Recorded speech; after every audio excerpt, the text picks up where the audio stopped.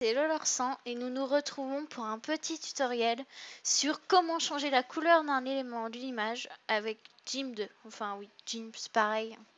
Enfin moi j'utilise GIMP 2 pour ceux qui préfèrent d'autres versions. Je sais pas, il doit y en avoir d'autres. Alors pour commencer, c'est hyper simple. Enfin c'est hyper long peut-être aussi, mais c'est hyper simple. Donc ça va. Ça va. Donc déjà pour commencer, on va ouvrir GIMP.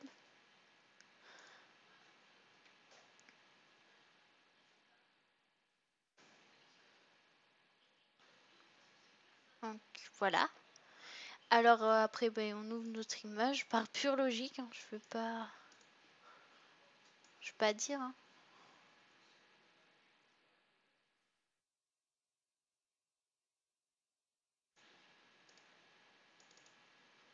Voilà.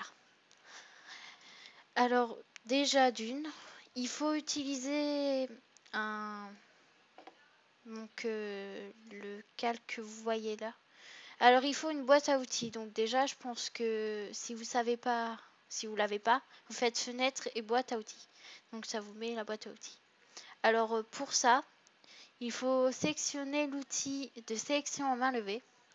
Donc le lasso, c'est facile à reconnaître. Et pour pouvoir bien faire le contour de la chose que vous voulez changer, en bas à gauche, il y a un petit pourcentage. Et donc on met à 400, au moins à 400. Ouais, l'image est pas terrible. Alors pour commencer, il faut faire le contour de ce que vous voulez changer. Donc on peut faire ça avec n'importe quoi.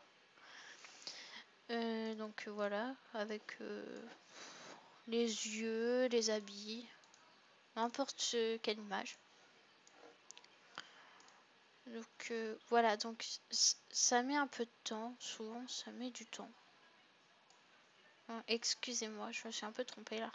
Voilà, bon, ça met du temps, mais après ça donne un résultat qui je trouve est hyper bien. Donc voilà, si on devait faire une comparaison entre ce logiciel et d'autres, enfin il y en a des vraiment pas mal qui donnent des résultats très très beaux. Mais je disais juste pour ceux qui veulent passer au niveau supérieur, je leur conseille vraiment GIMP parce que y croient.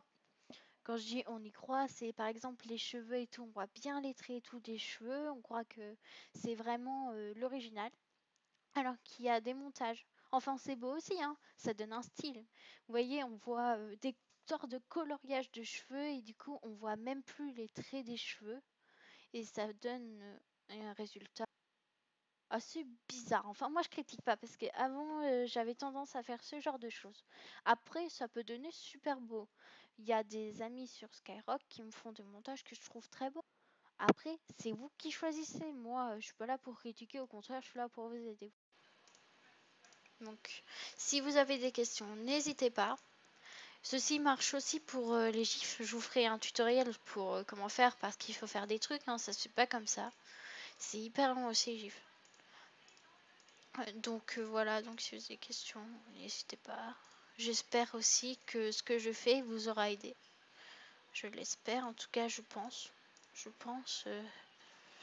Donc comme je vous disais, c'est hyper long. Mais bon, je vous fais tout. Enfin, si ça vous dérange, vous pouvez avancer la vidéo, hein, c'est pas mon problème. Mais bon, au moins vous voyez bien comment je fais. Donc il faut vraiment être très à la perfection. Enfin, pas à la perfection non plus, hein. Je veux dire, voilà. Mais quand même, si vous voulez réussir à faire quelque chose de beau, faut s'appliquer, c'est comme ça. Bon, par contre aussi, je tiens à faire passer un tout petit message. Je remercie tous mes amis de Skyrock pour leur beau montage. Franchement, il y en a des super beaux. Et je tenais à vraiment vous remercier parce que vous vous embêtez.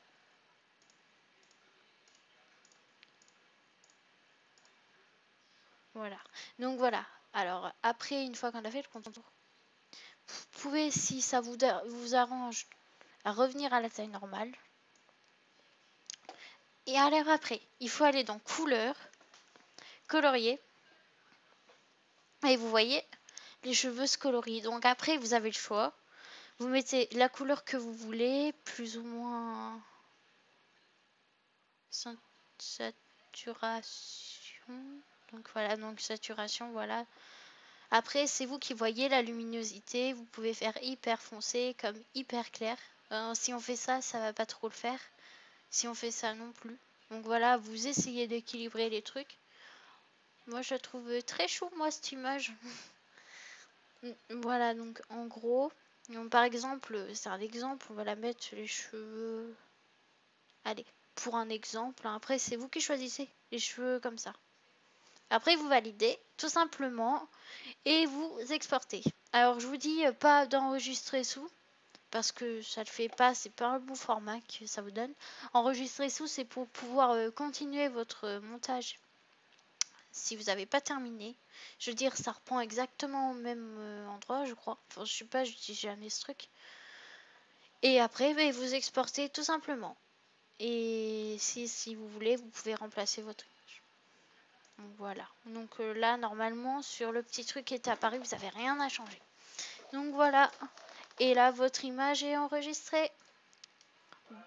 Donc voilà, donc je vous montre. Donc on fait des super trucs avec, hein, je vous dis. Et c'est tout le temps la même technique. Oui, ça aussi, c'est un truc que j'ai fait. Et vous voyez, c'est vraiment... On y croit, quoi. C'est vraiment bien fait, je trouve.